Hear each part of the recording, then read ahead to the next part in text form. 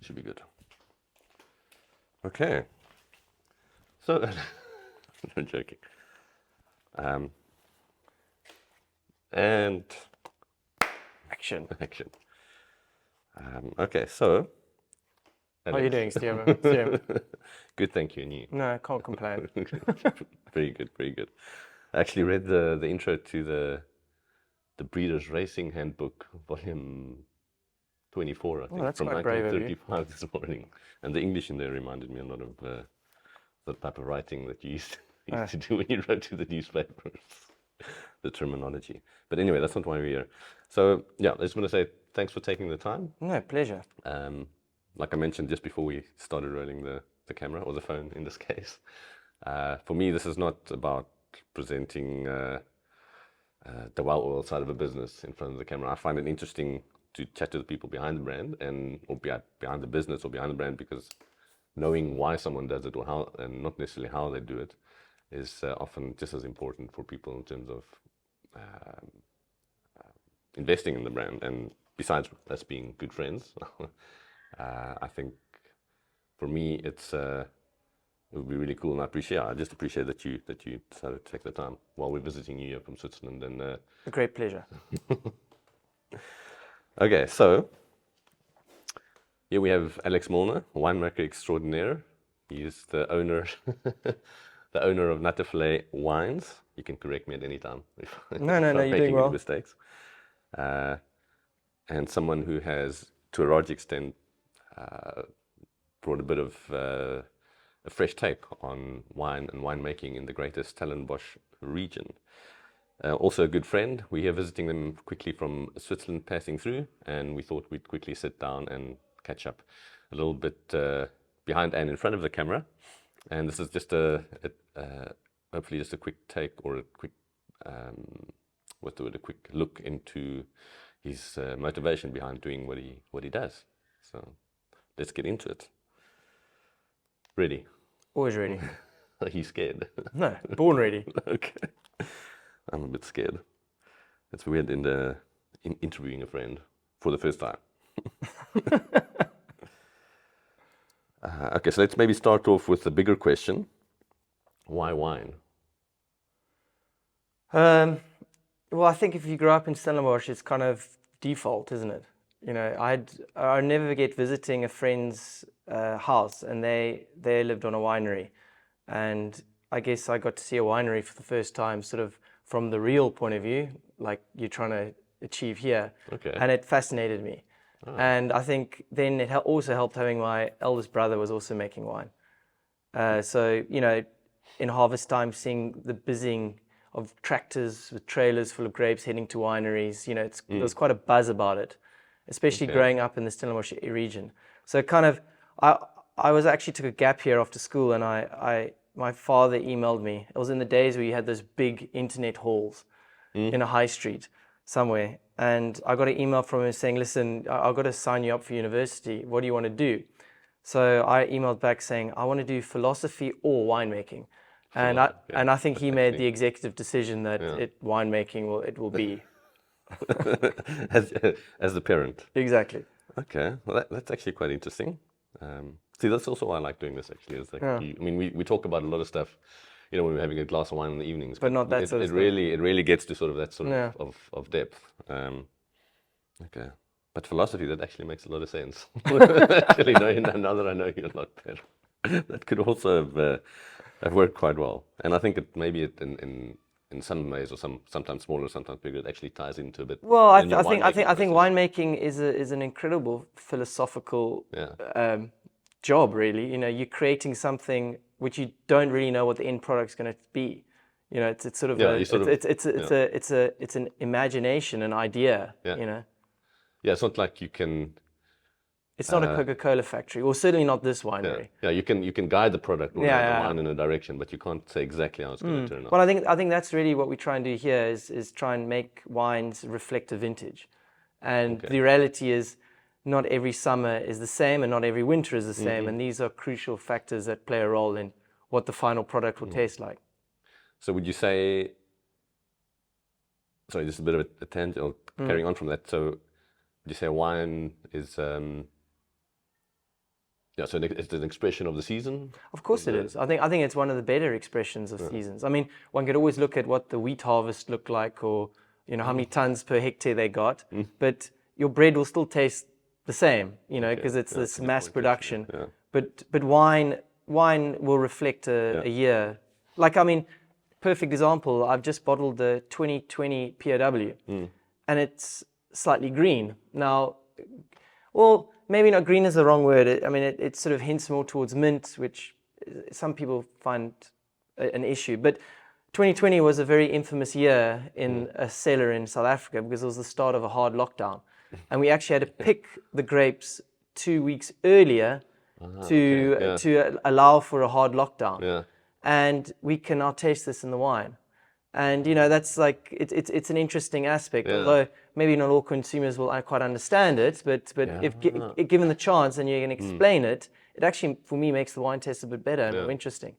No, in that sense, I absolutely agree. I mean, I think we've touched on it before in private conversations also, that how when you know a little bit more about what goes into that specific wine, you actually start appreciating it. Of course, yeah. And that point about picking the grapes early, actually, I think it makes a very good point about that.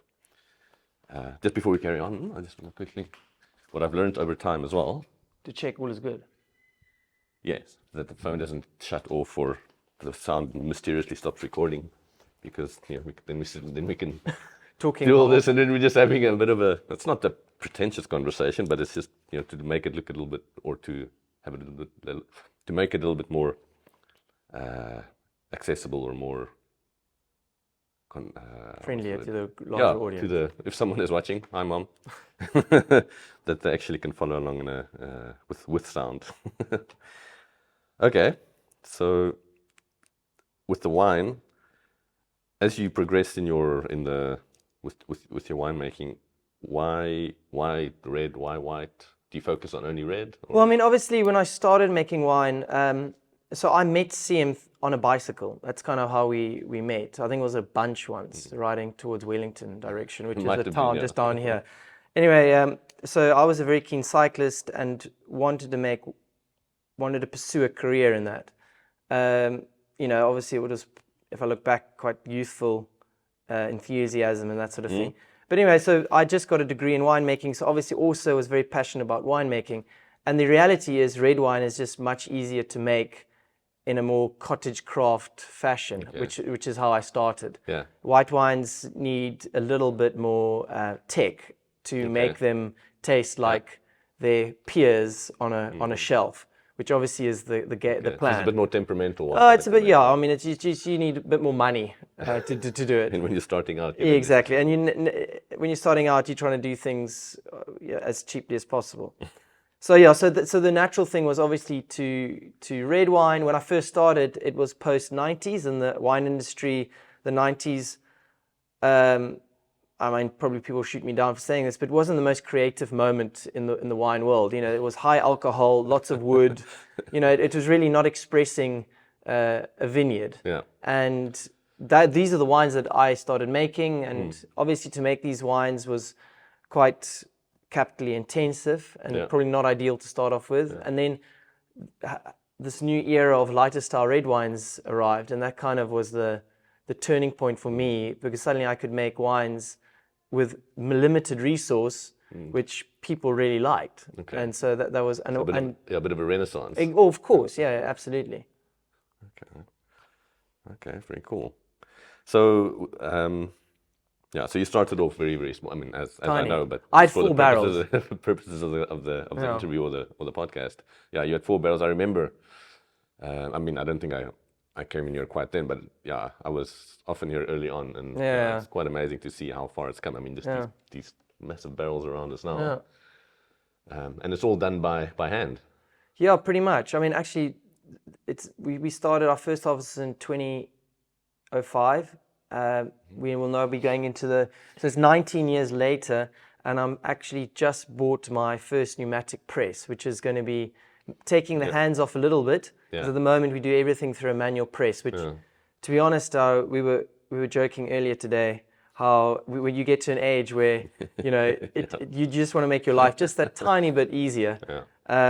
so we bought this sort of pneumatic press. Obviously, we're still going to be using the basket press for our more high-end stuff, but bigger volume stuff, white wines, we put it through this literally, you just push a button, it does it for you.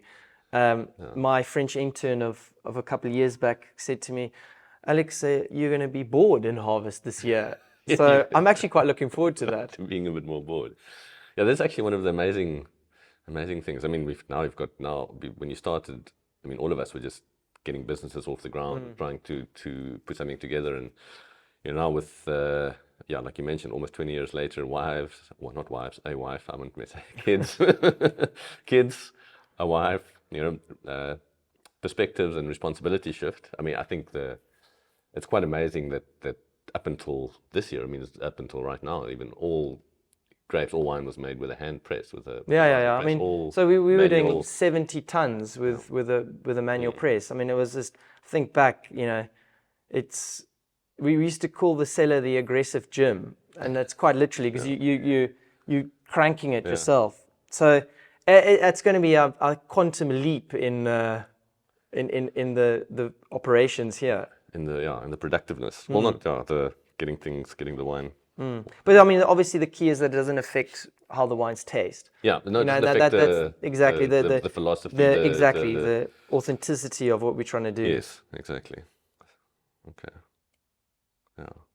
Yeah, I could talk actually for a long time on that. That's a very interesting avenue to go down. But let's keep things a bit on point. We both have things to do, and just I know a little bit of the history. I don't know it that well, but just a little bit of the history behind Natte Valleij wine farm. So, I mean, it was, the land was originally, I mean, one's got to be so careful how one words this these Also days. true. But basically, the history was written in 1715, and that's when a woodcutter from Germany was allowed to chop trees down here.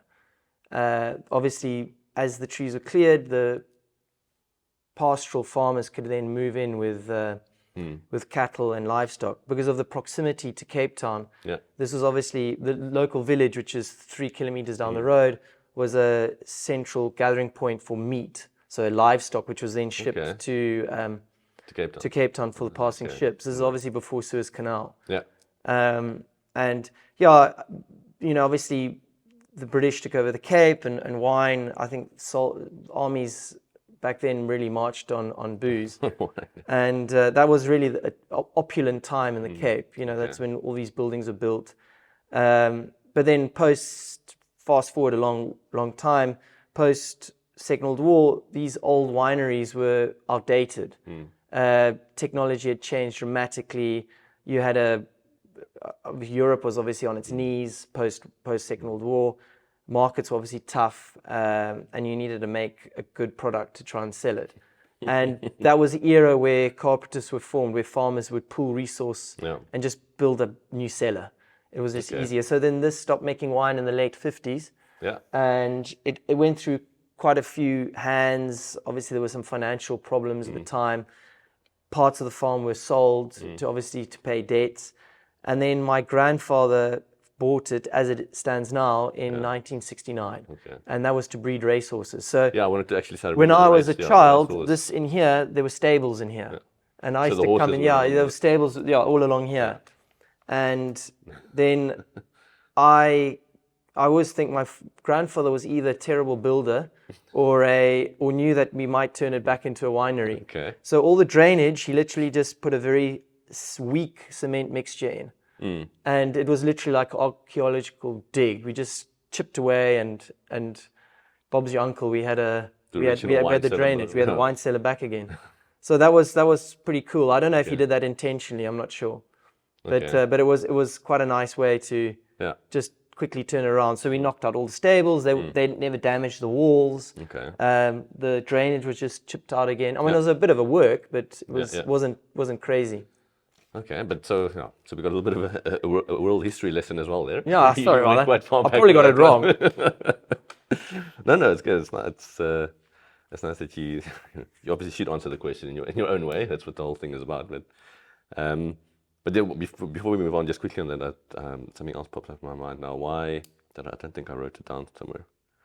why Natte Valleij? Why? I mean, a lot of. I mean, I personally, give me a chance. Yeah. I'm just trying to. Yeah. So a lot, I mean, from my experience, having worked in the Stellenbosch region, also in the industry, in various different capacities, that the more, I mean, you studied winemaking as well, obviously. Yeah. And so a lot of people then move on to a winery somewhere, especially maybe a bigger one or a medium-sized one, and then end up working there as winemaker. Or I mean, you've worked overseas as well, but was to make the wine in Natte Valleij was obviously quite a personal thing for you, or a close. Yeah, of course. I mean, obviously, to revive something that was done here before is special. I mean, it's like, I mean, I can't deny that. It was obviously. I agree. I think it's sort of almost a subconscious pleasure, if that makes sense. But you touched on Natte Valleij, the name, and I find this actually quite amusing. And once also, so I had an intern in 2014, a Belgian guy, and driving back from the airport. I mean, I never met him in person, and we were talking about Natte Valleij, and he started giggling about the name. And okay, and anyway, so I was like, "What's so funny?"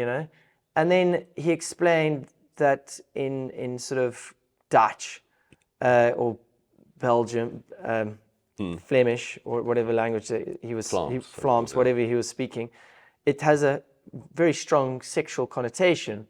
A Natte Valleij, meaning wet valley, and I was in my 30s then, in my 30-odd years, I'd never, ever thought of this. No. And subsequently making wine, and we've just started shipping to the Netherlands. We also ship to Belgium. Okay. I always laugh at myself that I think a lot of people buy our name because of the connotation and the amusement that they get from it. And it's sort of unintended consequences. I always find that quite funny. But I think Natte Valleij really meant, I think farming in Africa, you needed water. Water, yes. And I think Natte Valley really means fertile valley. If that's sort of, if you plant your beans, they're going to grow. Yeah, and here, I mean, you're against the Simonsberg in a little off. When you do get rain, the rain runs off the mountain, and here also you get a lot of less morning sun, more afternoon sun. Yeah. And which means the water stays a bit longer. Sure. Well, I mean, it's like, I think this was like a good place to start out. Back when. But I always find that name quite funny. 'Cause for 30 years of my life, it never really crossed my mind. Oh, that is interesting. So it was a very... Are we waffling on too much? No. That's the whole point of this thing, is to waffle. But what did this people is a waffle. do? This is the opportunity to waffle. But do people really want to listen to this? Yes, of course. People want to listen to this. Hi, Mom. No, I mean, yes. Yes, absolutely. I mean, we can discuss this on camera as well. Anyway, people want. I sometimes I listen to a lot of podcasts, both with video and without, that are 2, 3, 4 hours long. You don't listen to it in one sitting necessarily, but you can if you want. Thank you. Is that provides so much raw depth and insight into I keep using the word brand, but into a business or a venture or a brand, and at the end of the day, that creates a lot of value for people. Like I mentioned just before we started rolling, that I think nowadays, especially with the internet and marketing and social media, that's so quick and so often, and the volume is so high, people are our generation is a slightly older generation, also the generation that's a lot younger, the wheel is turning also. I mean, in my industry with photography, people are now going back to film. A lot of very famous digital photographers who they learned the craft digitally. They never held a film camera in their life, are now moving into, we're doing film photography. Yeah. This is all, I remember doing film photography and being so thankful moving into digital, because it removed a lot of that hurdle of producing work and getting my creative vision out there, because I could go from camera almost straight to the internet or to print if I wanted. But with film, shoot the film, then a lot of the black, like you mentioned earlier about the white wine that needs more tech to develop. With film, black and white was very simple to develop compared to color film. Color film, the temperature needs to be regulated very, very precisely, otherwise it all goes to shit. But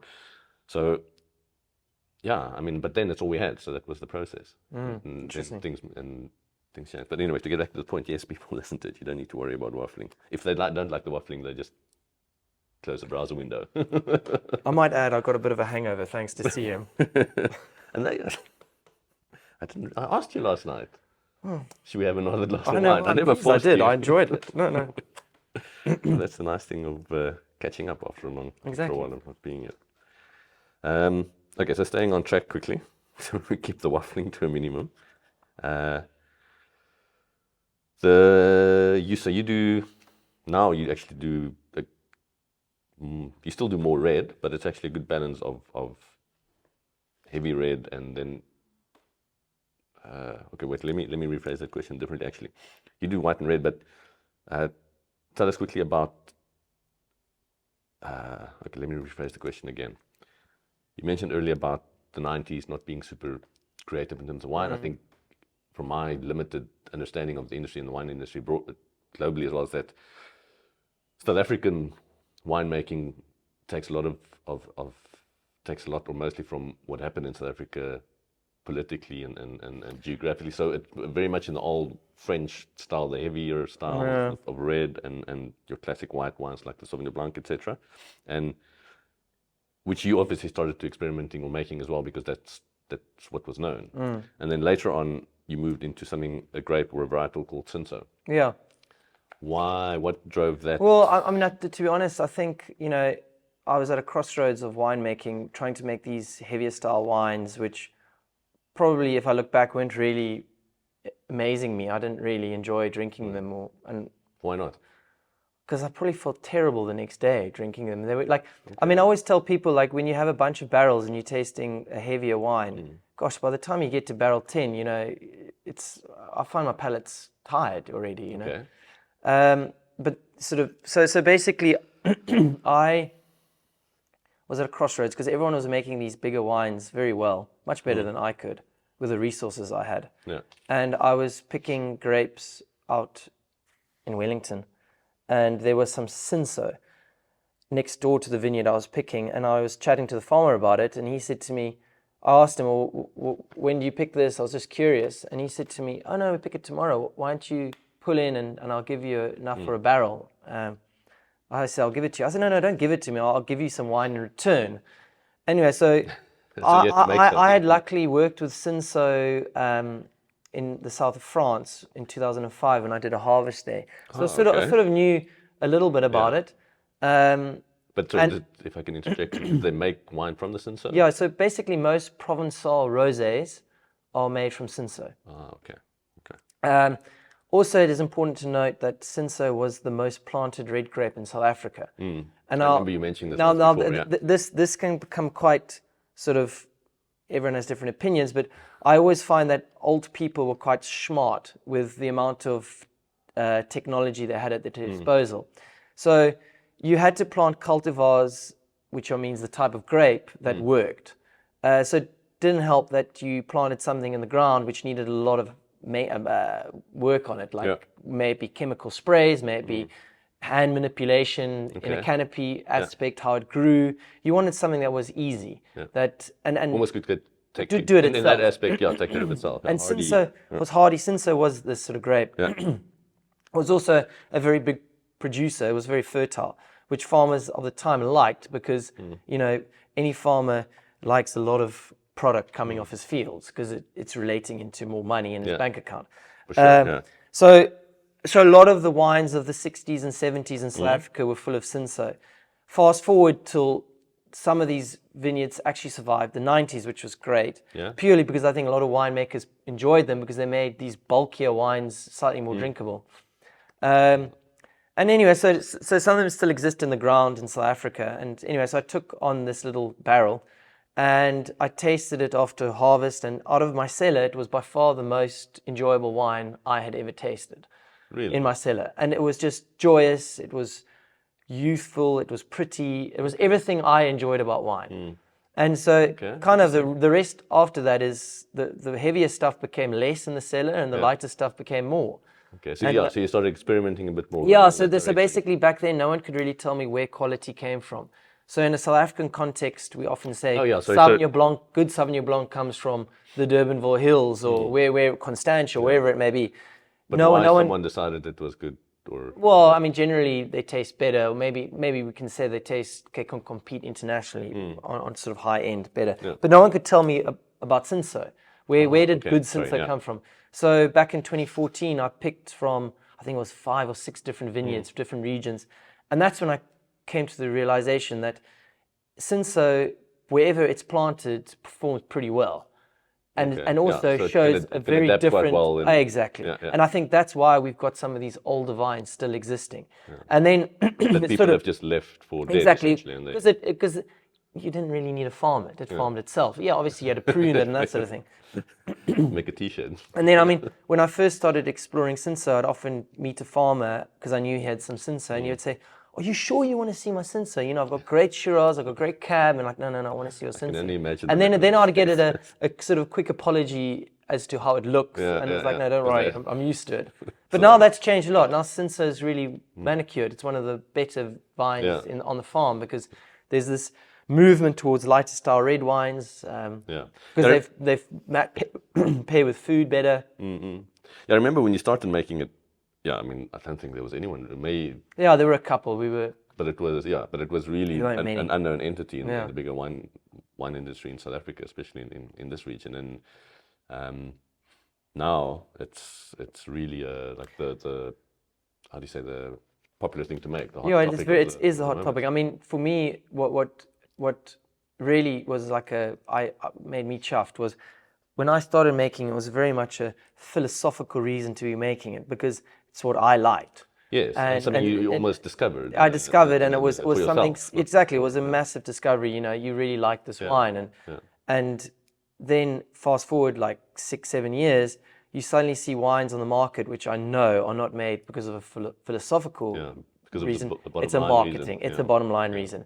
And to me, that was one of the first times in my life where I thought, geez, you know, that made me feel quite good. Good, you know, that was like I bucked the trend, you know, which doesn't often happen. I don't think you give yourself enough credit in that sense. I think, especially starting out. I mean, for me as well, like you say, when you're starting out, you try to. The reason you do things are maybe not nuanced in a sophisticated way. It's more nuanced in a just trying to get things done and surviving. Yeah, type sure, of way, of course, you know? of course. You're just trying to get to tomorrow or next week and paying the bills, but you also want to do something that you can be proud of, or that you want people to see or to drink. And in that sense, with the Cinsault and with that you mentioned now, what you know, wine brands or wineries putting Cinsault out, and you know it's not for the philosophical reason, not for the. They're doing it because they can sell, numbers, and they need something like that in their portfolio because you know lighter style reds are selling, and it's a. But I mean, isn't that the capitalist way? You know, that's kind of, you know. Unfortunately, I think at the end of the day, yes, we all need to pay bills and make money, and sometimes you feel like the more money I can make, the better. But I think, especially, I mean, we spoke earlier about getting older and not wanting to struggle. How for me now, it's also a little bit more about being happy is maybe not the correct word, both happy and being satisfied within myself, what I put out there, versus maximizing my profit. And that's also in a bit of a circular way, getting back to why I wanted to do this podcast or this interview or this just talking to you in front of the camera, for just to put it in a more simple way. And because I think for me, what provides value and the reason I like something or buy something is I'm fortunate to know the person behind it, or I'm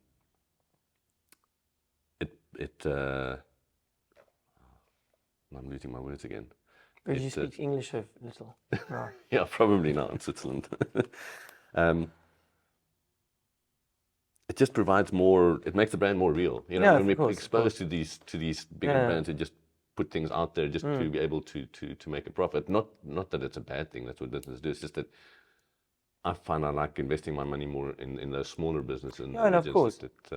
But I mean, from from my point of view, it's also a very important thing that I've learned, and I think this can go across all spheres of doing stuff, is to remain relevant.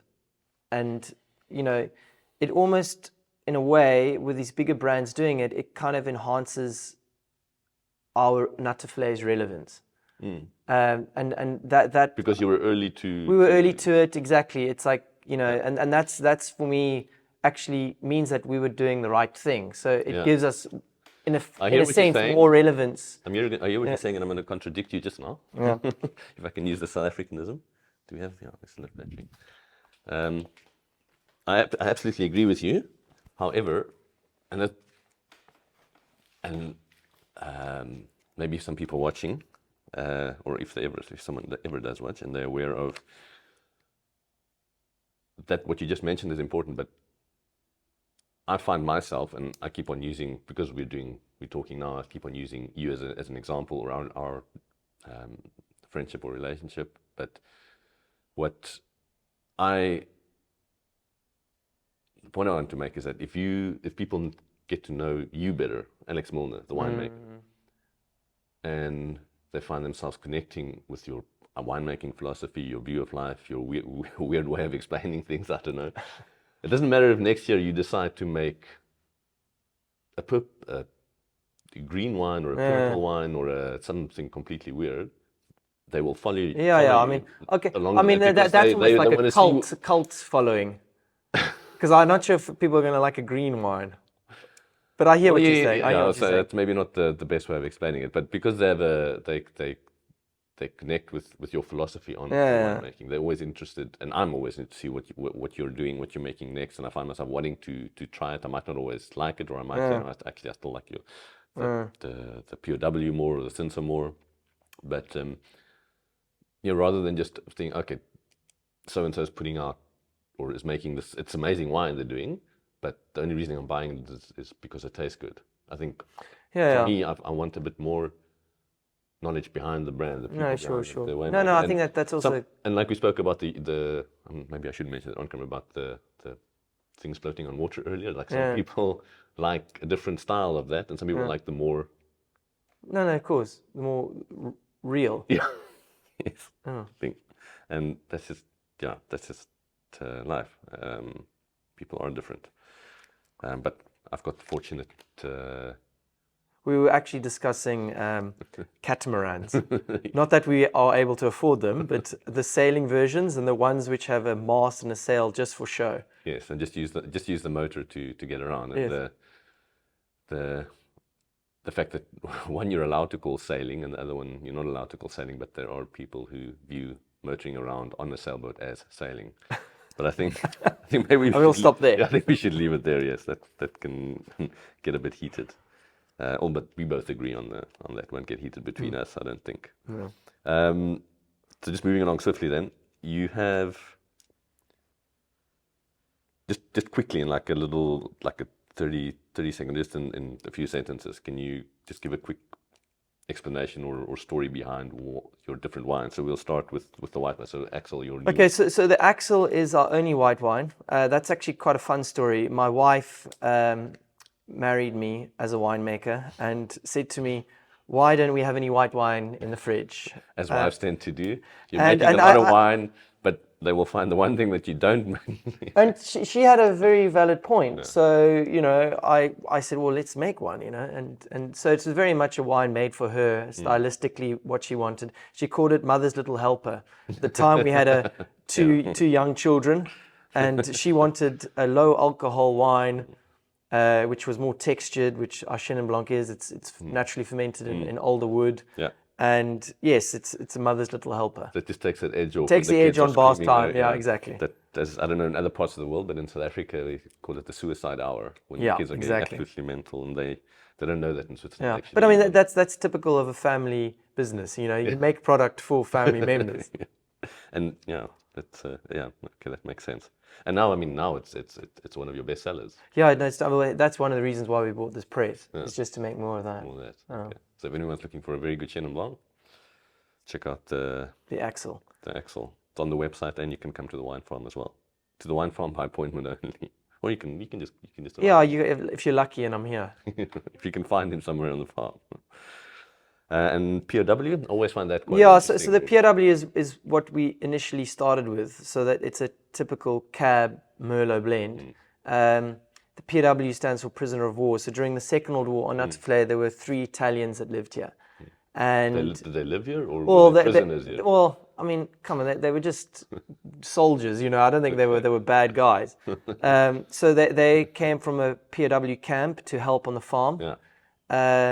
I mean, can you imagine how boring it must be sitting on a POW camp, or you can come and help out on a farm? I mean, I'd certainly want to help out on a farm. Anyway, so one of them left an inscription on the cottage that my wife and I and our children lived in, which read POW, his initials, which are BT, and then the date, which is quite poignant. It was the 27th of the 12th, 1943. So it was 2 days after Christmas. So I think it was inscribed with quite a bit of emotion after he'd been exactly from his family. Just Christmas had gone. He'd obviously seen the farmer have a great family get together, and I mean, this is before the era of internet, you know. Yeah. And it was a very long ship ride back to Europe, and whether or not he'll ever see it. So we thought it would be a good idea to name that first wine after him. POW, as a tribute. As a tribute. Okay. I always found that story very, very cool. And one of your first, I think this is probably the first one, the swallow. Yeah, the swallow. So the red one. The swallow, when I first started out, I always felt that I couldn't make a wine of a quality that could represent the Natte Valleij name. So the swallow initially was really for me developing my winemaking skills. Yeah, so like testing ground. Exactly. And now it's become more of an R&D wine, where I'll find blocks which I find interesting. Yeah. And it will just go in there, experimental stuff. But I mean, it always tastes down. We pick a backbone for it. Okay. So we know what it's, and then we just dress it with experiments. Yeah. But it doesn't make. I mean, what I'm trying to say, it doesn't taste awful. So the swallow is named after the swallows that return each year to the cellar, just behind this camera. They're pearl-breasted swallows, and they nest in here. And so when we first made it, was kind of. I'm a keen bird watcher, so it just was a good name. And obviously swallow, you know, spittle swallow, and you know that sort of tongue in cheek playing around. And I think that's I think that's something that also goes with one of the threads that sort of goes throughout your winemaking, is that sharp sense of humor, or that I mean, it's a bit of tongue in humor. cheek, you know. I mean, I think a lot of people don't even catch it, you know, but some do. Those are the now few they that- will maybe. Yeah. Okay. Yeah, I mean, with the birding, I remember, both you and your dad were birders, and Always keen. now, I mean, I can't say now I'm still a birder, but growing up, I mean, with my family, when we went to the Kruger Park, we would park next to the road with the binoculars, and people always like come up with a quote like, "Where are the lions?" Exactly. Like, no, we're just looking for that little brown bird in the tree. Well, I mean, not to deviate from the different wines, but it always makes me interested. It's interesting for me how people go to these national parks and are focused on looking at the big animals, where the diversity of bird life just in front of them is huge. And it's actually, once you get into it, it's fascinating, you know, and you can have so much more fun in the bush. Yeah, and you can spend the whole day just around the camp. And just looking at different bored birds. at all.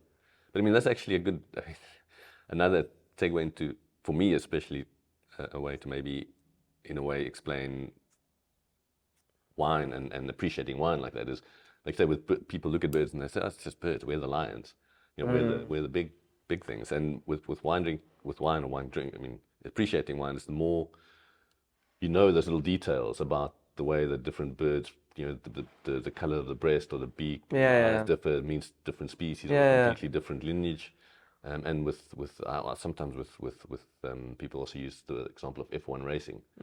Even if you don't know anything about F1 racing, it's just a bunch of people driving fast cars around in a circle. That's me. So what's interesting about that? And I was originally like that as well. And now the more you learn about like the types of engines that they're allowed to use or not allowed to use, when they're allowed to refuel, what all that, then it's actually it becomes quite interesting. Yeah, you're right. But yeah, anyway, let's leave it at that. And then you have obviously the original Cinsault. So that's the coastal Cinsault. So that's really become our sort of crowd pleaser out of Natte Valleij.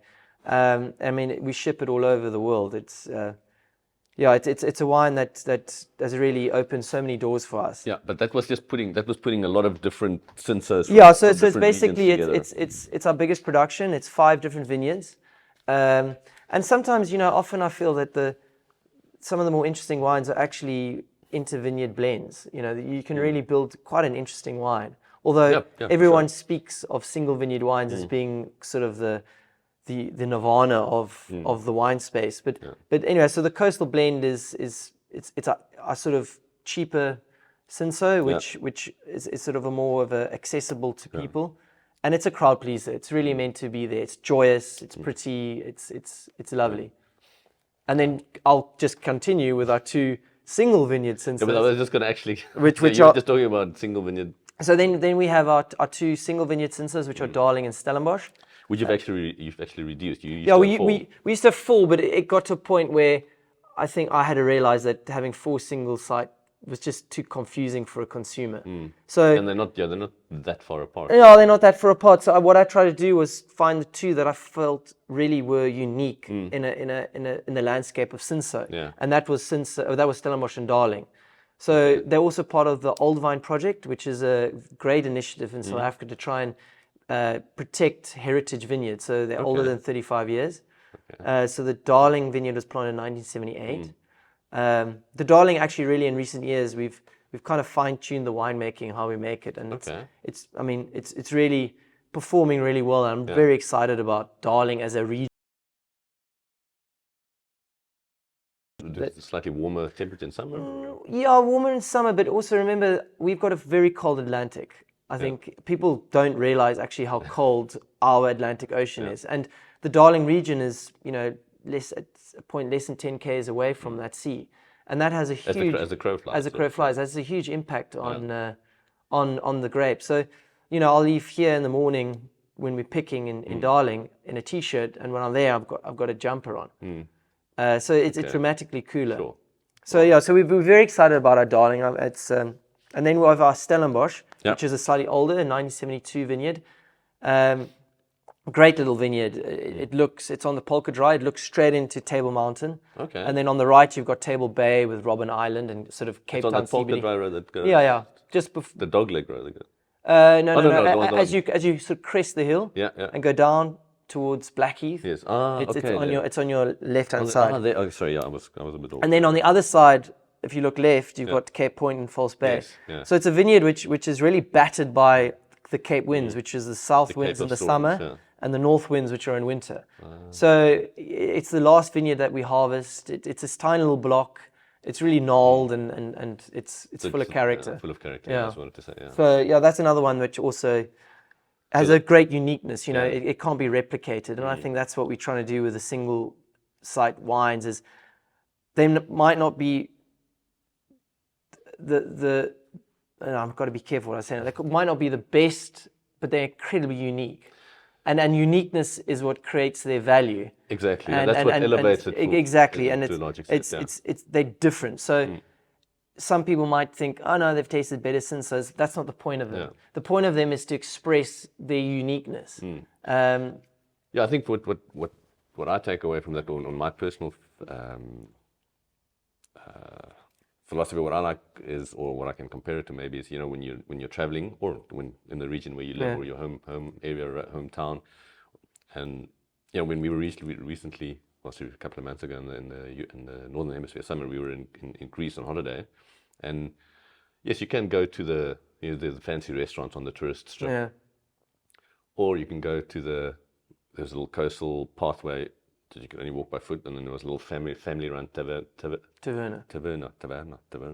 and in the next little bay, and it was super rustic. It was like some people just walk in and they just turn around, and they go, and we ended up there one evening, and then firstly the look of it attracts me, because I wonder what's going on in there, because you see the locals there, you see people there, and then once you eat there, the quality that comes out of it is amazing. And what makes it might not be as polished as the fancy places, but what gives it value is that realness, that character, the heart that goes into it. Yeah, I mean the thing is, maybe I downspoke them. They are delicious wines. They on an international. No, but they perform really well. Yeah. But I often, they are an expression of sight and place and time. and that's quite a unique thing. And some people don't always grasp, why do I have to pay more for that? And actually, well, it's quite tough to make it. It's they're old vines, they don't produce as much, and we want to try and keep them in the ground. And therefore they cost them, or? Well, I mean, when you've got a vineyard that's producing a third of what it produced in its youth, you can't pay the same amount for grapes like that you were paying in the youth. You've got to pay more for these grapes to make it viable for a farmer. For a farmer, yeah. Otherwise, it's more economically to put a new younger vineyard, which is going to have a higher yield. Yeah. So it also, it's a good point actually. So it also has the role of actually, keeping these characterful wines grapes in the ground, because for the farmer it has to make sense for them as well. Yeah, that's actually something one doesn't often think of. No, I mean, I know we're all price sensitive and that sort of thing, but it is a very important factor to remember. Yeah. We want to try and keep some history stuff in the ground. Yeah, I mean, otherwise everything just gets whatever's going at the moment. Exactly. And it moves from what's good and characterful to just bland whatever. Okay, last few questions, or we wrap quickly, because I think we need a coffee. Okay. Roger that. Okay, before we get to that, let's do that quickly, and then we do that one, and then we'll wrap it up. So you're also besides the winemaking, you're also quite an active person. Yeah. You cycle quite a bit. You race at quite a high level with cycling. You still do a lot of cycling. We did a lot of racing and cycling together. Yeah, I mean, I've got scars all over myself from cycling. Yeah, so recently, actually, I mean, the racing days are over, but I've started doing these solo trips through the Karoo, which... So our Karoo is a very arid area, which with very low population, probably more sheep than humans, and big distances between towns, and doing them in a solo fashion is very. There's a bit of anxiety when you set out in the morning, but once you enter the flow of things, it's actually quite addictive. That feeling. I find it meditative. Yeah, and it's. But I think that's the addictiveness part of it. Yeah, for sure. And it's like I've now done. The last 2 years, I've done one each year. My dear wife lets me go for a week, and I just ride my bicycle in the middle of nowhere, and then you get to these little towns, which are, I mean, full of character, proper small. Like we have a great saying in South Africa, they're a dorp, which they literally are. And these people can't believe that you cycled all the way from Stellenbosch, solo. No one's helping you. You're no backup, and and they really accommodate you, and they look after you really well. The hospitality is so hospitable. It's lovely. It's amazing. Yeah, it really is amazing. But I that's my new thing. It's like I love it. It's addictive. And I mean, I find also sometimes people older and younger, but they like to listen to music when they ride. No, I just don't get it. I love to hear that cracking noise of the stone on your tires. Listen to the wind. Listen to listen. A bird that to sees you, that's got a shock and screeches off in surprise. That the natural sounds. I find if you listen to music or a podcast, you can, if you want to listen to this one while you're out, maybe sit down somewhere and listen to it rather, because you have to listen to your natural surroundings when you're out there. But I find that for me that takes away from the experience. Absolutely does, completely. I mean, why do you want to listen to some studio stupid podcast while you're riding? I mean, come on. But just before we close that one off, you also, I think, and I find that with sometimes with my photographic locations where I go back to photograph, is I discover a lot of that while out on a ride. Yeah, well, you do the same. But I think that's I actually haven't touched on that. I I haven't spoken about that in years, but a lot of my vineyards I found were on bicycles. Bicycle Yeah. rides. So Because with a bicycle, you're moving slower. You can appreciate the surroundings a bit better than racing past in a car. Yeah. So a lot of my vineyards I discovered while being on a bicycle, because it just affords you just to moving a little bit slower, just to really. And also, you always know the wind from cycling. You know the general wind, and you think, that's actually, it's always. I mean, I think anyone who does a bit of sport, especially out on the roads, you always know, I'm looking forward to that dip because it's always a little bit cooler. And that's 101 and how to figure out sort of microclimates, climates and it's always a little bit cooler here, or the wind's always a bit stronger here, or it's not very sheltered here, or it's always hot when you come around here. Yeah, and then when you look at the vines next to in the vineyards, you can also take that into like how they look. Yeah, sure. No, I mean that's very cool. So if there's one thing that you could say to people who drink your wine, whether it's, or you can maybe, no, not for each wine, just generally your wine. So what would you want someone to think of, experience, or take away when they buy Natte Valleij, or considering or when they drink Natte Valleij? And what's the thing?